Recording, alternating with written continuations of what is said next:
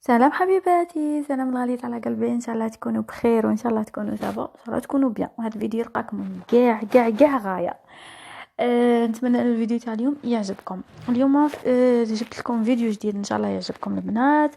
كيما على بالنا كاين بزاف اللي يبغوا التاكوس يبغوا يديروه، ومن داك نشرو الخبز تاع برا، ومن داك نبغوا نديروه في الدار. وبزاف الناس اللي ما ينجح لهمش الخبز. الوغ البنات انا جبت لكم اليوم الوصفه الناجحه المضمونه مليون في المية. وديجا دوك نوريكم لا ريزولتا قدامكم. شوفوا الريزولتا قدامكم البنات بلا ما نكثر عليكم في الهضره. اول حاجه نبداو بالمقادير تاع الخبز. وتانيك البنات جبت لكم حشوه شابه تاع شاورما، يعني اللي غادي نديروها في التاكوس. وتانيك جبت لكم بطاطا ملونه يا البنات بنتها خرافيه. كاع هادو جبتهم البنات، اما لا ما تبخلوش عليا بلايك. خلونا نبداو على بركه الله. اول حاجه البنات عندي 4 كيسان فرينه، غادي نعطيكم مقادير مضبوطه. 4 كيسان فرينه، 2 ملاعق كبار تاع السكر، ملعقه تاع خميره خبز، و4 ملاعق تاع الزيت. نخلطوا كامل هذو المكونات ونديروا قرصه تاع الملح ونلمدوها بالماء دافي. كما شفتوا انا خمرت الخميره قبل في الاول، ومن بعد درت القرصه تاع درت الملح، عفوا ماشي قرصه. ونديروا الماء دافي. هنا العجينه كما راكم تشوفوا فيها، عجنتها مليح. درت للبول تاعي درت له شويه زيت بهذه الطريقه كما راكم تشوفوا في هذاك البول درت له شويه زيت. ونحط العجينه نتاعي ونخليها ترتاح. هذه الوصفه البنات ناجحه ومضمونه، وكما قلت لكم دوك نوريكم تشوفوها بعينكم، يعني الخبز كيف يجي. اكيد من موراها رحت هنايا خدمت الدجاج. الحشوه يعني كل واحد شي يبغي، كاين اللي يبغي دجاج، كاين اللي يبغي فيونداشي، كاين اللي يبغي طون. واكيد اللي متوفر. انا هنا درتها بالدجاج، كان متوفر عندي الدجاج. دوك نوريكم يعني لي زيبيس اللي استعملتهم وكاع. نديرو سمحوا لي، عندي الثوم درت حوالي 3 فصوص. هنا درت فلفل عكري ولا فلفل احمر ولا كل واحد كيقول له. ملح، فلفل اسود، سكينجبير،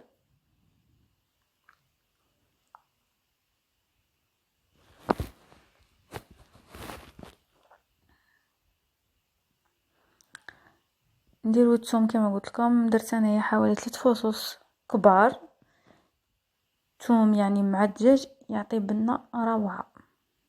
الزيت،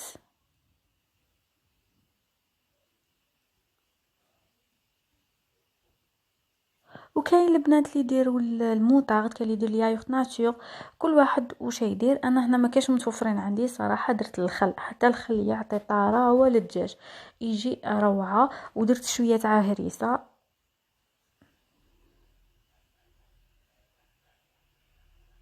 وهنا زدت زعتره باش تعطينا هذيك البنه الرائعه.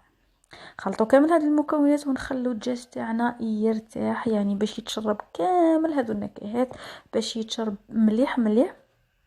ما بيلات ما طيبنا الخبز وحضرنا صوالحنا ونولو نقلوه. هنا الخبز تاعي ارتاح كما راكم تشوفوا. بعد ما ارتاح قطعته. صراحه العجينه تاعها روعه. هنا راني نديغازي فيه، يعني هذوك الغازات راني نقلع فيهم باش تجيني العجينه هشه بهذه الطريقه كما راكم تشوفوا البنات. وهنايا يعني الحجم تاع الكويرات طبعا على حسب المقلاة تاعكم. انا درت في الكريبير ولا في الطاجين ولا اللي كان متوفر عندكم. كاينه حاجه واحده البنات، ممكن غادي في الشكل النهائي تاع التاكوس يعني غادي يبان لكم عادي، لان صراحه ما عنديش بانينيز. ان شاء الله راني ناويه نشريها باذن الله تعالى. اول ما نشريها غادي نشارك معكم. اكو تعرفوا البنات يعني الظروف كل خطره حاجه تكون عندها اولويه على حاجه.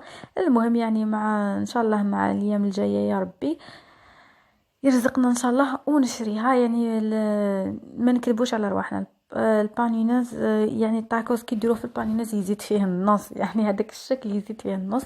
لكن البنه صدقوني البنات روعه روعه روعه. هنايا انا في الاول كنت نحل فيها، حليت الكويرات كبار صراحه، بصح من بعدها عاودتهم. وهنا كما كنت تشوفوا نحلها لازم تكون رقيقه وبهذه الطريقه هنا هذه هي الكرابيغ اللي درت فيها البنات كما كنتوا تشوفوا. لازم كي نحطوا هنايا قلت لكم الحبه الاولى درتها كبيره غبنتني تاع بصح البنات معليش يعني. شوفوا هنايا المهم غادي نعطيكم غير الطريقه جوست تشوفوا فيه ديري فيها دوك البوليطات هكا نبدو نقلبوا فيه حتى نحمروه من كامل الجو. كملنا مع الخبز كملنا مع الدجاج نروحوا للبطاطا الملونه. هنا قليت بطاطا عادي من بعد درت لها الملح وفلفل عكري ونبدا نخلط فيها. هاد الوصفه يعني ديجا ني بارطاجيتها معاكم في الانستغرام. اللي ماهمش متبعيني في الانستغرام نقول لكم راكو تراطوا هاد الايامات راني مزردتهم لي لي فيديو تاع الاكلات هكا الخفاف. ما عليكم غير تشوفوا تحت في صندوق الوصف غادي تلقوا الانستغرام تاعي وروحوا. مرحبا بكم حبيباتي. كما قلت لكم دائما الوصفات راني نبارطاجيهم اول باول يعني قبل لا نحطهم هنايا قبل لا نحطهم في اليوتيوب تلقوهم في الانستغرام. انا الدجاج تاعي كما تشوفوا قليته وهنا درت كاس حليب حليت فيه مايزينا درت 2 كويا ولا حليب البنات طبعا على حسب الكونتيتي تاع الدجاج. يعني اذا كان الدجاج بزاف اكيد غادي تكثروا في كميه الحليب باش واللي يبغوا لاصوص كاين اللي يبغيها ناشف كاين اللي يبغي. احنا صراحه نبغوا لاصوص. ودرت كميات تاع فرماج. وهنا جينا للحظه الحقيقه. شوفوا البنات الخبز شوفوا ومن بعد كينا يتشكل معاكم عادي كما كنتوا تشوفوا عجنته كيما نبغي. المهم هي لاستيس هي البنات كي تطيبوه ديروه هكا زوج تاع لي طورشون ولا تاع سرابيت ولا وحطوه بيناتهم وغطوا عليه هكا يجيكم شباب. هنا كما تشوفوا البنات لاصوص تاعي هي واجده.